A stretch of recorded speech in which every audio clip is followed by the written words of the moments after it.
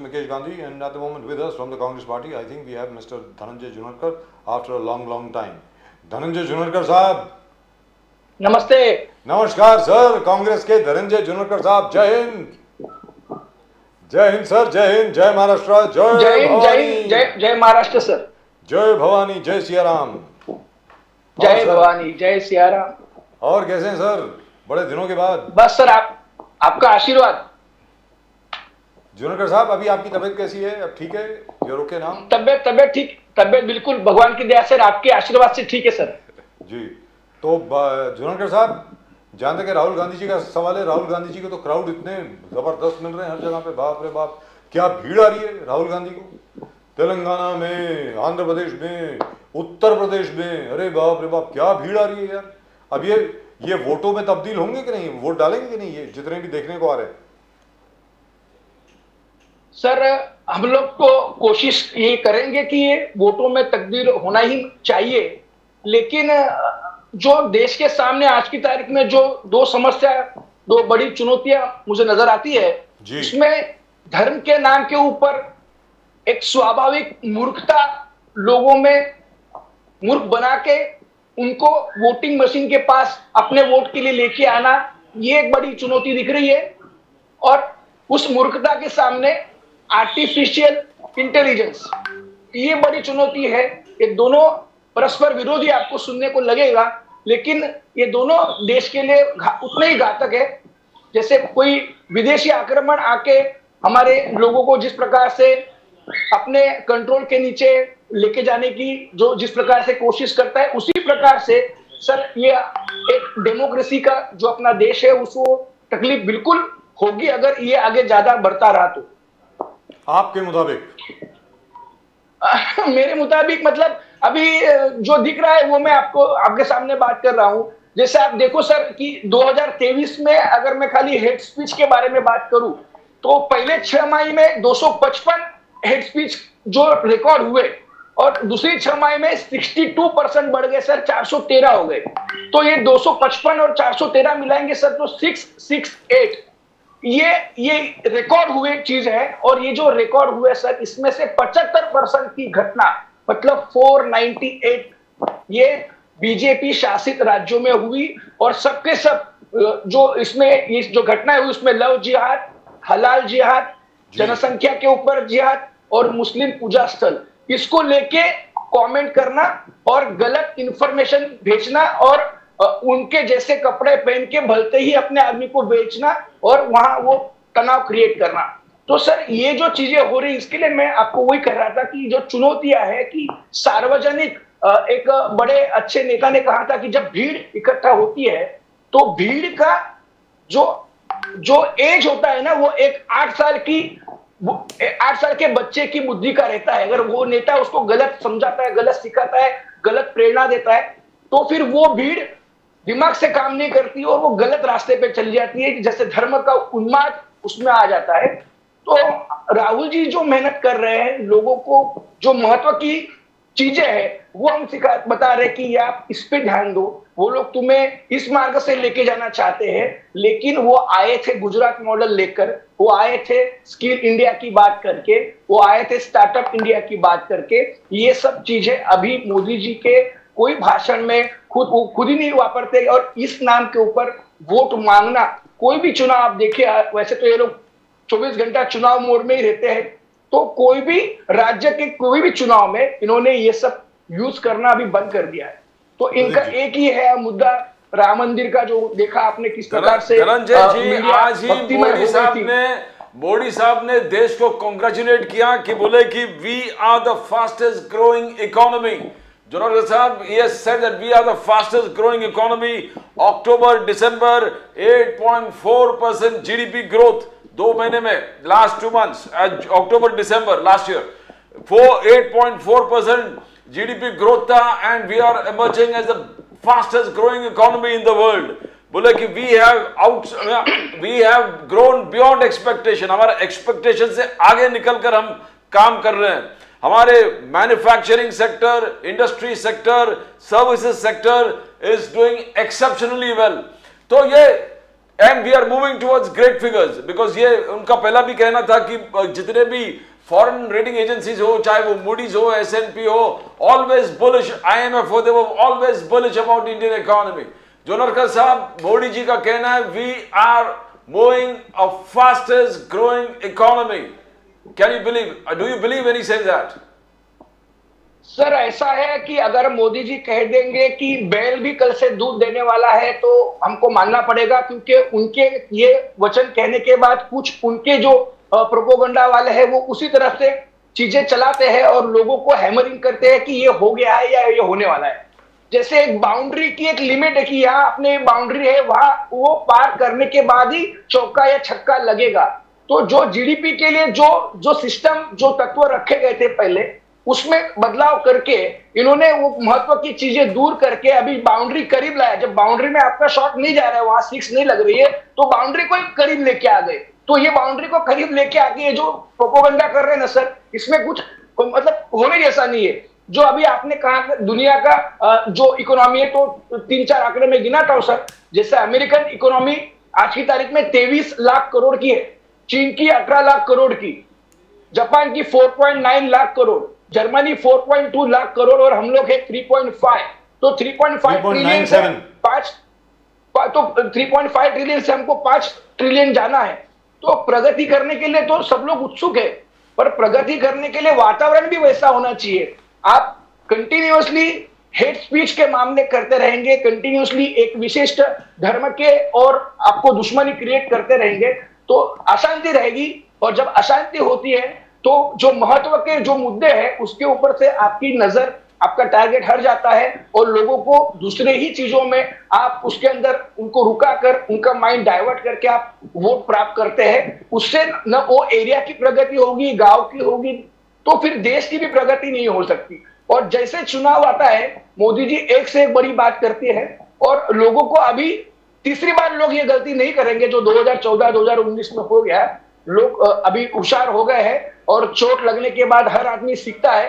तो हमको लग रहा है कि इस बार लोगों को समझ में आ गया है कि हमको करना क्या है। मोदी साहब कह रहे हैं कि अब लोग बोलने लगे, अब मैं नहीं बोल रहा हूं, लोग बोल रहे हैं कि 400 पार। हर मेरे फंक्शन में लोग चिल्ला चिल्ला के लोग बोल रहे हैं अब की बार 400 पार, हैट्रिक होगा। मोदी जी के रिपोर्ट कार्ड सब लोग गिना रहे हैं, मोदी जी को खुद पब्लिक चिल्ला चिल्ला के बोल रहे हैं 5th biggest economy, digital revolution, article 370 abrogation, triple तलाक, राम मंदिर पुनर्निर्माण, 1 rank 1 pension, surgical strike, Balakot strike. बोले कि ये लोग चिल्ला चिल्ला कर मोदी जी को बोल रहे हैं कि अब की बार 400 पार। तो धनंजय जी, do you think Modi ji के report card he believes is fabulous, the BJP believes is fabulous? How do you see that Modi ji के रिपोर्ट कार्ड? जुनारकर साहब। सर, मोदी जी का रिपोर्ट कार्ड तो मुझे बिल्कुल उसके ऊपर कोई आंकड़ों पर विश्वास नहीं है। मुनव्वर राणा साहब ने जो कहा था कि एक आंसू भी हुकूमत के लिए खतरा है, एक आंसू भी हुकूमत के लिए खतरा है, तुमने देखा नहीं आंखों का समंदर होना। अगर इतना ही सब कुछ देश में अच्छा हो और अगर आपको लग रहा है अपना देश कृषि प्रधान देश है, लाखों किसान आज की तारीख में रास्ते के ऊपर है, क्या उनको कोई घर में काम धंधा नहीं है और टाइम पास करना है? चलो 6-8-10 महीना रास्ते के ऊपर रहेंगे और बारिश कैसी भी आने दो, वही खाएंगे वही सोएंगे। ये कोई टाइम पास के लिए लोग नहीं आते। लास्ट आंदोलन में 600 से 700 किसान वहां शहादत उनकी हो गई। आज की तारीख में उन्होंने, मोदी जी ने उससे ये सीख लेनी चाहिए कि किसानों के प्रॉब्लम आप सॉल्व करेंगे। तो उन्होंने ये सीख ली कि किसान दिल्ली में क्यों और कैसे प्रवेश करते हैं, मैं उसको ही रोकूंगा। तो ये उनका ट्रैक ही अलग है। आप समस्या खत्म करने से अच्छा आप ये सोच रहे कि मैं इंसान को आने से रोकूं, वहां आप कील बिछा रहे हैं और इस प्रकार की बाउंड्री आप कर रहे हैं, रास्ते तोड़ रहे हैं, रास्ते खोद के रख रहे हैं और बड़े बड़े सीमेंट के आपने वहां गर्डर वहां रख दी है और मशीनरी लाके रख दी, ट्रक ऐसे साथ में खड़े होकर रोड आपने बंद कर दिया। ये कोई पाकिस्तान की बाउंड्री है या ये कोई चाइना की बाउंड्री है? आप किसको रोकना चाहते हैं? ये किसान अगर 12 घंटा 18 घंटा 24 घंटा अगर वहां काम नहीं करेगा तो सर कल को आपके और मेरे घर में खाना नहीं आएगा। आपको आपके घर में कोई भी आदमी मतलब 2 टाइम का रोटी का 1 टाइम का भी खाना अपने नसीब में नहीं होगा। उसके साथ साथ सर अभी इसके पहले के आपके प्रवक्ता का मैं सुन रहा था कि किसानों के लिए मोदी जी ने इतना कुछ किया है कि भर भर के लोग वोट देंगे, और उनको उन्होंने खलिस्तानवादी भी कहा सर। तो सर आप किसानों को खलिस्तानवादी करते हैं, बलात्कारियों को सर आप संस्कारी बताते हैं। और सर लास्ट टाइम इन्होंने जो यवतमाल में सभा ली थी 2014 में, जैसे कल भी मोदी जी ने काफी बड़े बड़े वादे किए हैं, वैसे वही उनका काम है बड़े बड़े वादे करना। तो 2014 में इसी यवतमाल में उन्होंने कहा था कि जो लागत है प्लस 50% एमएसपी में आपको दूंगा और 2022 तक आपकी आय दुगनी हो जाएगी। ये उन्होंने किसानों के लिए वादा किया था सर। हमने जो वादा किया 16 साल पहले यूपीए ने 3.73 करोड़ किसानों को हमने ऋण माफ कर दिया और उनके घर में हमने एक विश्वास दिलाया कि आपके लिए हम सोचते हैं और ये सरकार आपकी है। लेकिन मोदी जी का ये जो भी वादा था, बराबर आपका चुनाव आएगा उस समय ये वादे बाहर आ जाते हैं। आज की तारीख में आप मुझे बताइए, क्या किसानों की 50% जो लागत के प्लस 50% बात हुई थी वो हुई क्या? एमएसपी का प्राइस के बारे में कुछ हुआ क्या? क्या स्वामीनाथन आयोग के बारे में आपने कुछ किया क्या? और 2022 सर चला गया, 2024 आ गया, अभी तक किसानों की आय दुगनी हुई नहीं है। और ये साल में 2, 5, 10,000, 12,000 रुपया आप अकाउंट में डालने की बात करते हैं। सर आप आज की तारीख में ट्रैक्टर लो, आप कोई भी खाद लीजिए, कोई भी कीटनाशक लीजिए, ये सब चीजों की आपने प्राइस तो डबल कर दी है, प्लस इस पे 12 से 18% आप जीएसटी लगाते हो। तो आप किसानों से इस प्रकार से पैसे पहले छीन लेते हो और उसके सामने आप 10-12 हजार रुपया, वो भी साल का 10-12 हजार में अगर साल का करे तो महीने का 1,000 रुपया, 1,000 रुपए के अंदर 2 टाइम सिर्फ वड़ा पाव खाने के एक आदमी को जीना है तो वो नहीं जी सकता। तो किसान अपना घर कैसे चलाएगा, कैसे अपने पशुधन जो है उसको कैसे जीवित रखेगा? तो लोग यहाँ पर जुनरकर साहब आपसे एक छोटा सा सवाल। यहाँ पे सबसे जो 2 चीजें आपने बताई वो जबरदस्त है किसानों के लिए। एक तो फर्टिलाइजर और पेस्टिसाइड, इन दोनों की कीमतों में बहुत बड़ा इजाफा हुआ है, बहुत इंक्रीज हुई है, नो डाउट। लेकिन ये तो शुरू से इंक्रीज हो रही थी, आपकी सरकार थी तब भी इंक्रीज हो रही थी। दूसरी चीज जो सबसे इंपॉर्टेंट है, किसी भी सरकार ने, ना आपकी ना मोदी जी ने, इसके ऊपर ध्यान दिया है कि किसानों को बीज कहां से मिल रहा है। आज की तारीख में 2 कंपनियां हैं दुनिया में, मॉन्सांटो और कारगिल, ये दोनों सीड्स को कंट्रोल करती हैं। इनको यहां पर रेड कार्पेट बिछाया गया। आदरणीय सम्मानीय जब हमारे शरद पवार जी एग्रीकल्चर मिनिस्टर हुआ करते थे, वो लेकर आए उनको यहाँ पे। सर आप मुझे बताइए, आज की तारीख में किसान के पास अपने बीज तक की मिल्कियत नहीं है। पहले आधे से ज़्यादा जो उसका हार्वेस्ट होता था उसका बीज बना करके वो अगले सीजन के लिए रोक के रखता था। आज की तारीख में जो नए किस्म के क्रॉप आपने दिए हैं, जो शॉर्ट क्रॉप है, वीट का जो ड्वार्फ प्लांट जो है जिसमें सबसे ज़्यादा गेहूं होती है, कॉटन जो है, बीटी कॉटन जो है, सर बीटी कॉटन का बीज आपको खरीदना पड़ता है। पहले उसी कपास का बीज किसान के पास होता था। जब तक आप ये प्रॉब्लम आप सॉल्व नहीं करेंगे, किसान का क्या होने वाला है? सर जो मर्जी कर लीजिए, आपने तो किसान को टोटली आपके ऊपर निर्भर कर दिया और मल्टीनेशनल कंपनीज के ऊपर निर्भर कर दिया सर आपने। और इसमें हर एक कोई दोषी है, सिर्फ मोदी सरकार नहीं। बताइए जुनकर साहब। नहीं, आपने जितने भी बातें गिनाई एकदम बिल्कुल आपने 200% सच बातें की है। और कोई भी ग्रामीण इलाके में और ग्रास रूट में आप जाएंगे तो जब तक कि आप वहां जाके वो छोटे से छोटे बिंदु तक आप पॉइंट को सॉल्व नहीं करेंगे तो जिंदगी में कुछ होने वाला नहीं है। एक 10-20 हजार रुपया सालाना आपके घर पे मैं सब्सिडी भेज दूं या उसमें भी कोई गलती करो बाद में किसान से, तो उसका कुछ होने वाला नहीं है सर। तो जैसे जो पॉइंट आपने बोला ना सर, अगर हमारी सरकार में अगर हमको 100% उसमें उतरना चाहिए था, अगर हम लोग 50% भी उतरे हो, 30% भी, 40% भी खड़े उतरे हो उस समय, तो उसके बाद ये प्रोसेस, विकास की प्रोसेस सर रुकनी नहीं चाहिए होती। दूसरी सरकार आती है, वो अपना जिम्मा उठाती है, वो और कुछ उसमें अच्छा चीज लेके आती है और आगे जाती है। तो आप, अगर मेरी कोई गलती हो, हमारी सरकार की गलती है, तो मैं आपका सब में चीजें मान्य करने को तैयार हूं। लेकिन आप 10 साल के अंदर आप मुझे बताइए कि एक भी निर्णय ऐसा हुआ क्या? ये 70 साल 75 साल में इस प्रकार से किसान 12-12 महीने, 14-14 महीने आप वहां रास्ते के ऊपर रुके हुए हैं, 600 किसान सर वो शहादत हो रही है बारिश में, कड़ाके की 770 किसान मरे हैं सर। हाँ 770। आप सोचिए सर कि एक भी किसान के घर में, किसी के भी घर में आज की तारीख में मौत होती है तो सर ये एक बहुत दिल को चोट पहुंचाने वाली चीज है। आम आदमी पार्टी वाले गए थे जी। क्या हम सभी लोग जाते हैं, सबको जाना भी चाहिए, लेकिन ये हुआ ही क्यों? ये होना ही नहीं चाहिए। आप जैसे बीच में आपने देखो कि बहुमत के कारण अगर आपके पास ताकत है, आप कोई भी मूर्खतापूर्ण निर्णय लेके आएंगे तो जो अल्पमत लोग हैं क्या उनको उनका अधिकार है कि नहीं? जैसे ट्रक ड्राइवर का बीच में आया था, जिस प्रकार से इन्होंने कानून लाया था, फिर उनको चुप बैठना पड़ा, फिर हटाना पड़ा वो चीज। बीच में योगी सरकार ने लाया था कि 8 बजे के बाद कोई सर आपसे मैं एक मूल सवाल पूछ रहा हूं, चलिए छोड़िए ये तो आप मोदी साहब की बात कर रहे हैं, आपका विकल्प क्या है मैं आपसे जानना चाहता हूं। मैं आपसे जानना, मेरी एक पहले बात सुन लें छोटी सी, उसके बाद आप जवाब दें। सर महाभारत अगर आप पढ़ें, पता नहीं आपने पढ़ी है कि नहीं, ओरिजिनल अगर आप संस्कृत में पढ़ें, और अगर ओरिजिनल आप नहीं पढ़ पाते हैं तो एक डॉक्टर क्लाइन है, उन्होंने बहुत जबरदस्त अंग्रेजी में उसका अनुवाद किया है, वो पढ़ सकते हैं। हिंदी में भी कामिल बुल्के साहब ने उस पर बहुत काम किया है, वो भी आप पढ़ सकते हैं। सर आपको मालूम है उसमें उस वक्त महाभारत के वक्त भारत देश में 8000 किस्म की कॉटन हुआ करती थी, कपास, 8000 डिफरेंट वेराइटीज ऑफ कॉटन, उसका जिक्र है भारत में। सर आज की तारीख में आपके एग्रीकल्चरल यूनिवर्सिटी की लेबोरेटरीज में हमारे जो ट्रेडिशनल कॉटन है पुराने उसके सीड्स अभी तक प्रिजर्व्ड हैं।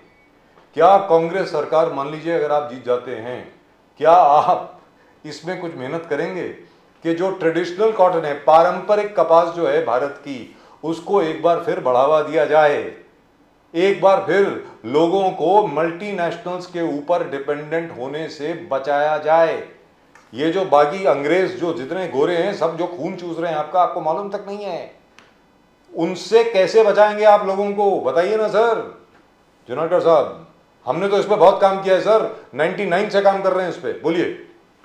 बिल्कुल सर, आपने बहुत ही सुंदर उदाहरण दिया और बहुत ही अच्छी बातें आपने कही है। आप जैसे विद्वान लोगों के संपर्क में रहने के बाद और उन लोग से विचार लेने के बाद जो पहले का एक काम करने का जिस प्रकार का पॉलिटिकल पार्टी का एक सिस्टम हुआ करता था, आज की तारीख में आपने देखा होगा कि हम उसी क्षेत्र के लोगों से उनके जो प्रॉब्लम्स है उसमें क्या करना चाहिए उनको इकट्ठा करके उनसे ही हम विचार लेके आगे बढ़ते हैं। और सर समय आदमी को काफी चीजें सिखा देता है, कुछ चीजें किसान भी सीख गए, कुछ चीजें पॉलिटिकल पार्टी को भी सीखनी जरूरी है और हम उसमें ये निरंतर प्रक्रिया चलती रहेगी। जैसे आपने अभी बीच में बताया कि वेट का और अब चावल का और गन्ने का, ये इससे सर पैसे बहुत गारंटी और बहुत ही जल्दी अपने को मतलब आने ही आना पैसा, और इसमें सबसे ज्यादा पानी का उसमें यूज हो जाता है। तो किसान भी जो छोटी छोटी जो दूसरी भी और चीजें हैं उस पर बिना ध्यान दिए और इसी कुछ 3-4 प्रोडक्ट के पीछे लग गए, उससे जमीन की जो उपजाऊ जो पावर थी वो भी धीरे धीरे नष्ट होने लगी और 50-200 साल के बाद और तकलीफ हो गई। हाँ, तो इसमें सर हमारी गवर्नमेंट हो या कोई और भी गवर्नमेंट हो, सर खाना तो सबको खाना है, जीना है, हवा पानी सबको चाहिए, तो आपको उस प्रकार से काम करना पड़ेगा। और आपने इतना सुंदर बोला है वो विचार, वो बिल्कुल सर मतलब ध्यान में रखने के लायक है। और हमारा देश को तो सोने की चिड़िया सर कहा जाता था, उस प्रकार का हमारा। जुनरकर साहब राहुल गांधी लड़ने वाले कहां से हैं? बिकॉज अमेठी से आए थे, केरल में वायनाड में लड़े थे, वायनाड में सीपीएम का विद्रोह होने लगा, बोले कि आप हमारे अलायंस पार्टनर हो, आप अगर जीतोगे तो आप सीपीएम को हरा के जीतोगे, तो आप बीजेपी के खिलाफ जाके लड़िए। तो क्या अब तेलंगाना में जाके राहुल गांधी लड़ने वाले हैं बीजेपी के खिलाफ? How do you see it? Why? Because he is a force, he is a Congress का बैकबोन राहुल गांधी जी है, और उनका अगर परमानेंट कोई जगह नहीं है लड़ने के लिए तो बहुत एक चिंताजनक विषय है। प्रदीप जी, या आंध्र प्रदेश मेडक से जहां से इंदिरा जी जीती थी, या खम्मम से, दोनों में से yes, what is the problem? Junagadh साहब, you need to motivate the person who is the backbone of the Congress needs to have a permanent place. Absolutely. Sir ऐसा है, इसका इंटरप्रिटेशन आपकी आपकी दृष्टि से अभी आपने किया, पर मेरी दृष्टि से पूरा देश और पूरे देश के हर राज्य के अच्छे से अच्छी कॉन्स्टिट्यूंसी उनको निमंत्रण दे रही है कि आप हमारे यहाँ से लड़ो। जिस दिन आपने उनकी संसद सदस्यता आपने रद्द की थी, आपने उनका, इस मोदी सरकार ने उनका घर छीन लिया था, तो लोगों ने कहा था कि ये हमारा घर आपका घर है। लाखों लोग तैयार हो गए कि ये घर राहुल जी को हमने दे दिया। ये बोलने की भी आज की तारीख में शक्ति होनी चाहिए, क्योंकि आज हम विरोधी पक्ष में हमारी कोई शक्ति नहीं। 400 के पार में, 500 के पार के जो आंकड़े आप सुन रहे हैं, हम 45 के एमपी की शक्ति रखने के बाद पूरे देश में अगर लाखों लोग अगर एक आदमी के लिए रास्ते के ऊपर आ रहे हैं, मैं तो वो यात्रा में खुद मैं सहभागी था। सुबह 4:30 और 5 बजे अगर 50,000 लोग आपके लिए पहले से ही खड़े हैं, तो सर ये तो बुला के पैसे देके भी लोग नहीं आते। आज की तारीख में पॉलिटिशियन को तो कोई सुनना भी नहीं चाहता। तो ये लोग इसलिए आते हैं क्योंकि उनकी समस्याएं कोई दिल से, सच्चे से दिल से बात करता है, तो इसके लिए वहां भीड़ आपकी इकट्ठा है। तो लड़ कहां से रहे हैं सर, ये तो बता दो सर। यही तो मैं आपको बोल रहा हूँ कि वो जो है कमेटी फाइनल करेगी। अभी आपको सर निमंत्रण हम देंगे कि बजाज साहब आप हमारा घर पे आइए, और उन्हीं लोग बोलेंगे बजाज जी आप हमारे घर पे आइए। अभी आप सबको प्रेम, आपको प्रेम है, और आपको हम चाहते कि बजाज जी हमारे घर पे आना चाहिए। तो सर फिर तो आप मुझे टिकट दे रहे हैं कि राहुल गांधी को दे रहे हैं? जाऊं सॉरी, चलिए कोई बात नहीं। मुझे ऐसा लगता है कि राहुल गांधी जी को अमेठी से लड़ना चाहिए। मुझको ऐसा लगता है अमेठी छोड़नी नहीं चाहिए।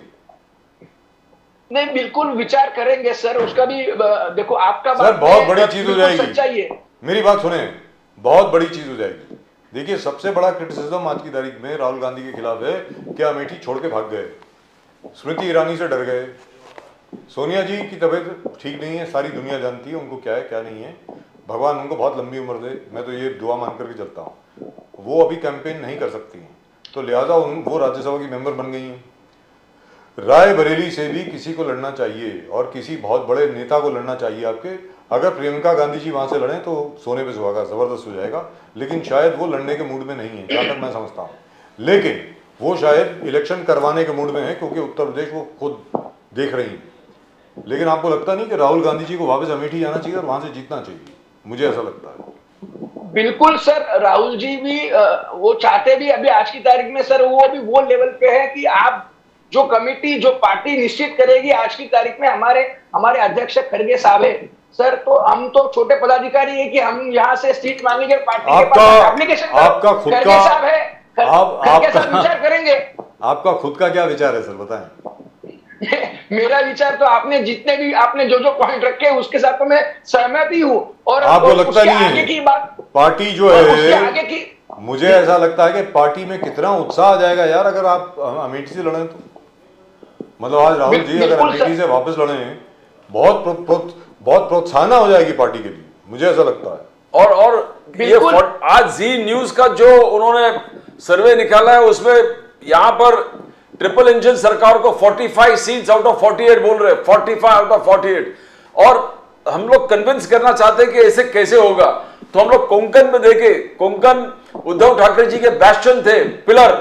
वहां पर उदय सामंत बीजेपी के साथ, यानी बीजेपी के साथ, नारायण राणे बीजेपी के साथ, केसरकर बीजेपी के साथ, गोगावले बीजेपी के साथ, और पूरे मुंबई में एकनाथ शिंदे, ठाणे, वो पूरा उद्धव सेना। इस तरह तो एक एक चीज को हम लोग डिफाइन नहीं कर सकते, हम लोग नकार नहीं सकते। हकीकत यह है, पश्चिम महाराष्ट्र शरद पवार जी के बैस्टन, वहां पर टोटल विद्रोह बारामती में ही किला हिल गया है। अजित पवार कैंडिडेट खड़ा करने वाले, और पूरे पश्चिम महाराष्ट्र, तो एक एक बेल्ट, मराठवाड़ा, चौहान, अशोक चौहान जी, वो पूरे जितने लोग को लेके अब आगे बीजेपी में तो आएंगे, आपके पास कैंडिडेट्स रहेंगे, ऐसे चिंता का विषय हो गया जोनकर साहब।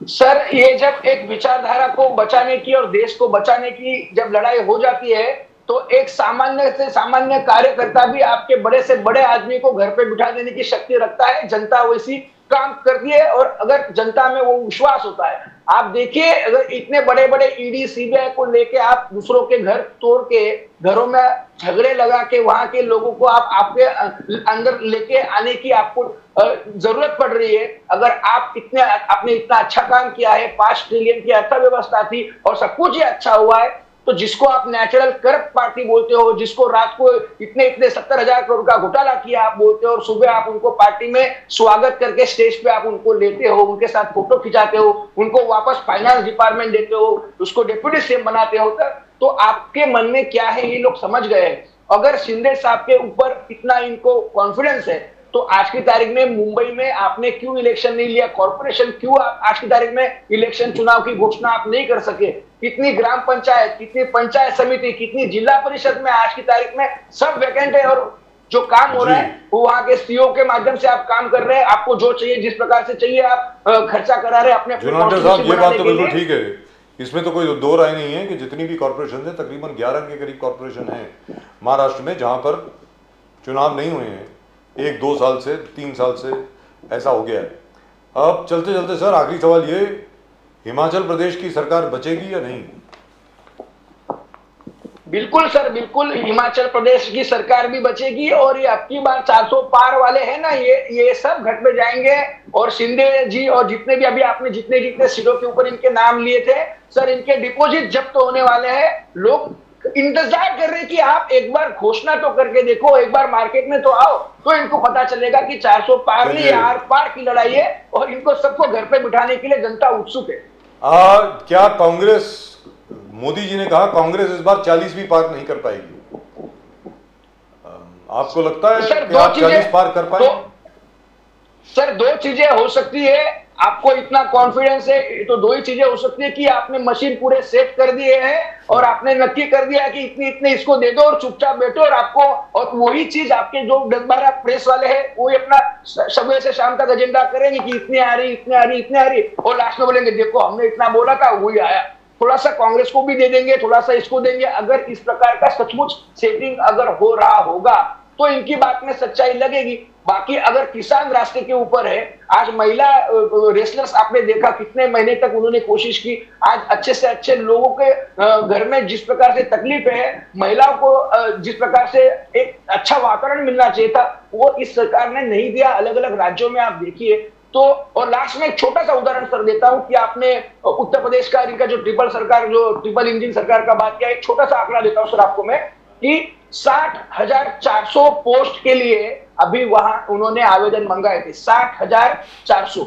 ये 60,400 पोस्ट के लिए एप्लीकेशन आए सर कितने, 43 लाख।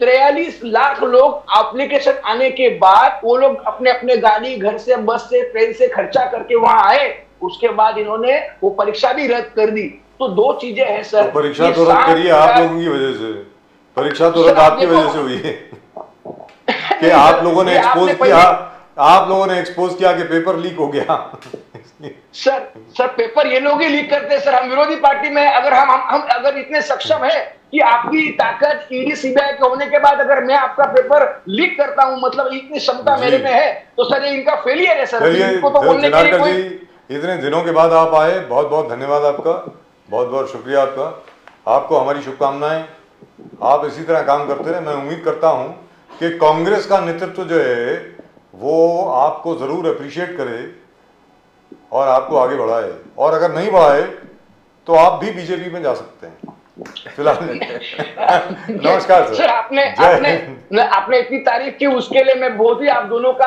आभारी हूं, और पार्टी सर यही रहेगी जिंदगी भर, और फाइट करते रहेंगे, और आपके लिए जैसे लोगों से शक्ति लेके हम लोग आगे बढ़ते रहेंगे। जय हिंद सर, जय सिया राम, जय सिया राम, जय हिंद, जय सिया राम, जय सिया राम, जय सिया राम, थैंक यू, जय सिया राम, जय सिया राम।